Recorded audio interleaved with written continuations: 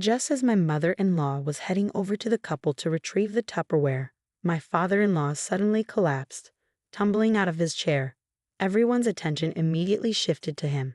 He clutched his stomach, clearly in significant pain. "What's wrong?" someone asked, concern etched on their face. Amidst the commotion, my father-in-law managed to utter something that took me by surprise. "I only had a little bit of food from the kitchen. Why is my stomach suddenly upset?" I caught my mother-in-law's response. "Did you eat some of that?" "I'm Elizabeth, a 20-year-old housewife. My husband Vernon and I married last year. Being the same age, our conversations and values align perfectly, which has made our relationship harmonious. Our love has only deepened since we got married. However, there was one aspect that unsettled me slightly when we first got married. During our visit to my in-laws to offer our wedding greetings, I noticed my mother-in-law's rather traditional perspective. "When you get married, you come to live with us, right?" she had asked, as though it were a given. My husband and I responded in unison. "What?" We both had no intention of living with his parents.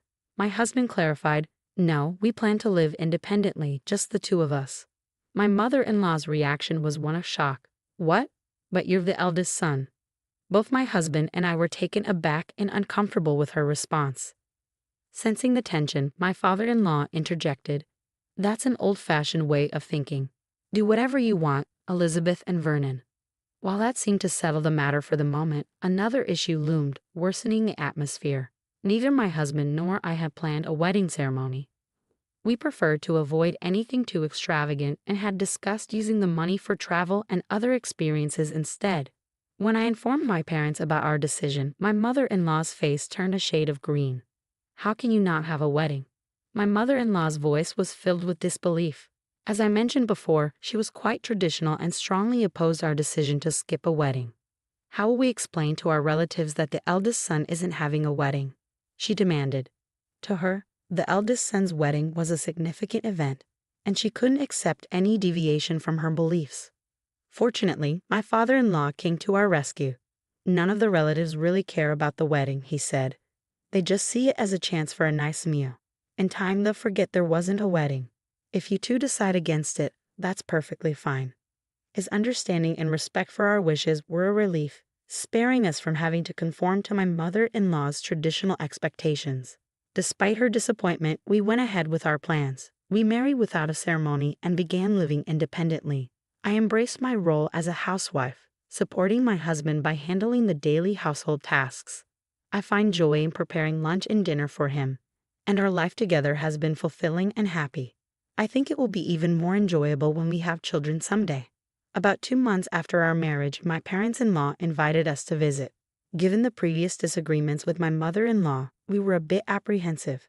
However, since we hadn't been to their house since our wedding, we decided it was time to go. I braced myself for any lingering hostility from my mother-in-law, but to my surprise, she was nothing but welcoming. "If you have any questions about being a housewife, don't hesitate to ask me," she offered. "I have all kinds of recipes and would be happy to share everything I know." My mother-in-law, who loves cooking, often hosts gatherings for the neighbors. She proudly mentioned that her home parties are quite popular and that she holds them regularly. On this visit, I enjoyed a delicious home-cooked meal prepared by her. Both my father-in-law and mother-in-law were incredibly kind, and I felt reassured. My worries about the past disagreements melted away, and I realized I didn't need to be anxious anymore. I felt reassured, and my husband felt the same way. He believed that visiting his parents occasionally would be no problem. About 3 months later, my in-laws invited us to a dinner party at their house. Given the warm experience we had during our last visit, we were eager to go. When we arrived, my mother-in-law served a meal that looked like it belonged in a high-end restaurant. My husband praised her cooking enthusiastically. "You're getting better and better," he said. "You didn't make anything like this when I was a kid. This dish is fantastic. Thank you for preparing such amazing food." My mother-in-law beamed with pride at his compliments and encouraged me to eat as much as I wanted. I enjoyed the evening, but later that night, I began to experience a severe stomachache. As I sat in the bathroom, I started to feel faint and weak. "Hey, Elizabeth, are you okay?" My husband's voice seemed to fade as I struggled to stay conscious. When I woke up, I was in a hospital bed. Apparently, my husband had called an ambulance and I was rushed to the hospital. The doctor couldn't determine the cause of my illness. They ruled out food poisoning and other common issues. The only suspicion I had was that the pasta I had for lunch might have had too much olive oil. I never did find out what caused my illness. After being put on an IV drip and getting some much-needed rest, I felt better. My husband and I went home and went to bed, puzzled by the whole experience. For a while, I was symptom-free, but 2 months later, it happened again. I suddenly felt unwell, and once again, it followed a meal at my in-laws' house. The only common factor was my mother-in-law's cooking. I wondered if her food was somehow spoiled, but my husband, who had eaten the same meal, was perfectly fine. A month later, the same thing happened after another dinner at my in-laws. Concerned, I invited a friend over for lunch to discuss what might be causing this recurring issue. Could it be stress? She suggested. Her comment made me a bit anxious. I had always tried to be trusting and open-minded, but perhaps I had developed some nervousness around my mother-in-law. Plus, getting sick every time we visited her house was becoming a troubling pattern. My husband shared my concern. He suggested we should take a break from visiting my parents-in-law for a while. Though we didn't know the exact cause, it seemed clear that my symptoms were consistently linked to meals at my in-laws' house. My husband speculated that it might be related to my mother-in-law's cooking. I began to wonder if that might be the case. Afterward, my mother-in-law reached out several times, inviting us for dinner. My husband consistently declined the invitations, keeping my health in mind. However, we received another invitation for a dinner party that we couldn't easily refuse. My brother-in-law and his wife were coming to my in-laws' house to offer their wedding greetings. Although I was a bit anxious, as I had been feeling better by avoiding my in-laws' house, my husband assured me that I didn't need to eat much if I wasn't up for it. I decided to try to limit my intake as much as possible. On the day of the party, my mother-in-law greeted me with her usual warmth. As long as we engaged in conversation, I felt fine. Maybe it really was something wrong with the food. Later, my brother-in-law and his wife arrived and we had a pleasant chat. Meanwhile, my mother-in-law expertly prepared the dishes and the table began to fill with an array of beautifully presented and delicious-looking food. Despite the appealing presentation and the fact that the food I had sampled so far tasted great, I still couldn't understand why I kept getting sick. As soon as we sat down, my mother-in-law encouraged me to try the food. "Elizabeth, you mentioned you liked this dish, didn't you? I made it especially delicious today, so please try it." I felt uncertain about what to do. Just then, my husband interjected, "Elizabeth isn't feeling her best today, so let her eat what she can manage." My mother-in-law responded with a nonchalant, "Well." My mother-in-law set a small plate with a modest serving in front of me and asked, "This amount should be fine, right?" I was unsure of what to do when my brother-in-law spoke up. "Elizabeth, if you're not feeling well, you don't have to force yourself," he said. "I've already greeted you, so if you're feeling sick, don't hesitate to go home and rest." It turned out my husband had informed his brother and sister-in-law about my situation, and they were both aware of what was happening. Their concern was comforting. Seeing that she couldn't insist I eat, my mother-in-law said, "Well then, I'll pack it up in a Tupperware for you to take home." I was puzzled by her insistence, but I figured if I took it home, I wouldn't have to eat it anyway. I gratefully accepted, saying, "Okay, thank you very much." Just as my mother-in-law went to get the Tupperware, my father-in-law suddenly collapsed and fell from his chair. Everyone turned to see him clutching his stomach in apparent agony. "What's wrong with you?" someone asked. He hadn't even touched the food on the table yet. "What in the world is going on?" My father-in-law then said something that took us by surprise. "I just had a little bit of food from the kitchen. Why is my stomach suddenly upset?" I heard my mother-in-law's anxious response, "Did you eat some of that?" Without hesitation, my husband called for an ambulance. My mother-in-law accompanied my father-in-law to the hospital, leaving us in a state of shock at their house. I kept thinking about her earlier comment and realized that my brother-in-law's wife might have experienced something similar. "We should investigate the kitchen," I suggested, suspecting there might be a hidden issue. We went to the kitchen, where my mother-in-law had been preparing the food, and found something alarming. We immediately drove to the hospital where my father-in-law had been taken. At the reception desk, we learned which room he was in and went straight there. As we entered, we heard the doctor asking my mother-in-law if she had any idea what was wrong with her husband. She claimed she knew nothing about it. When we walked into the room, my mother-in-law looked flustered. "Oh, you all came here," she said, trying to dismiss our concerns.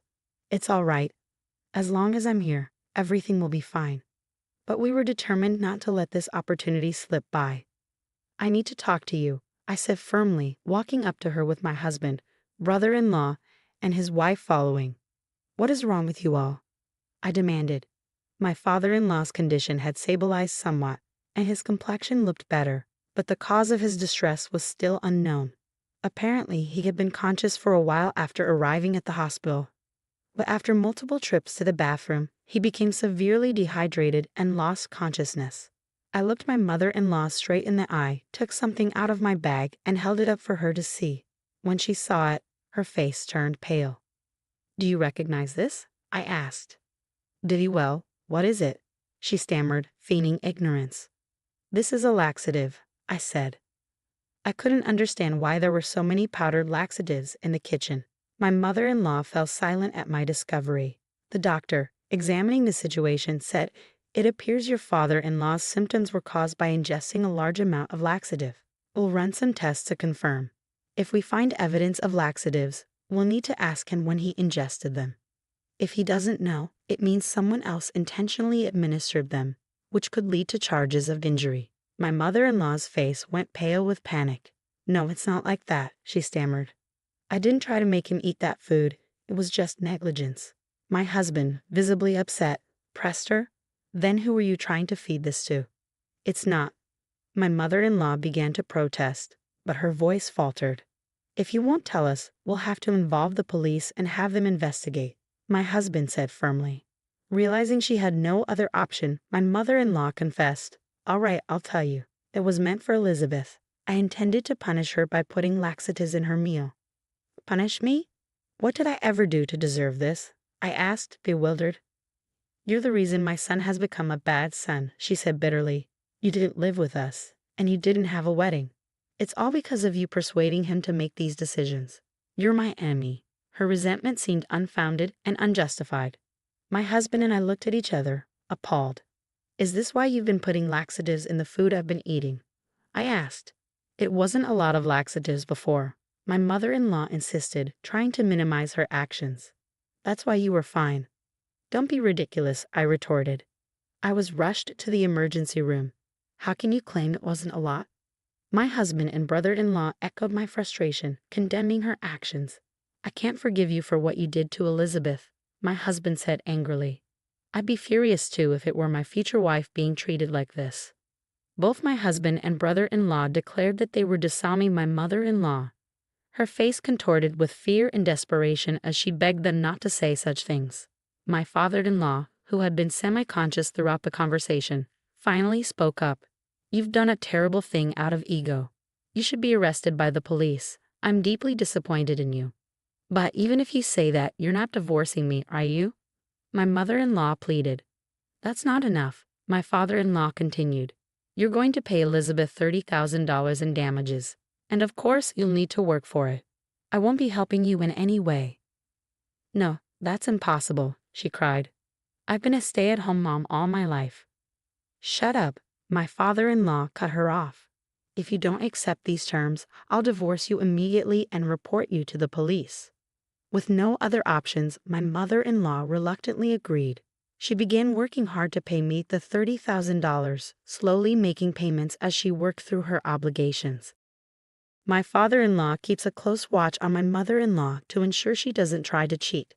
All of her salary is being used to pay the damages she owes me, and she looks quite overwhelmed. However, I believe she deserves it for the pain she caused.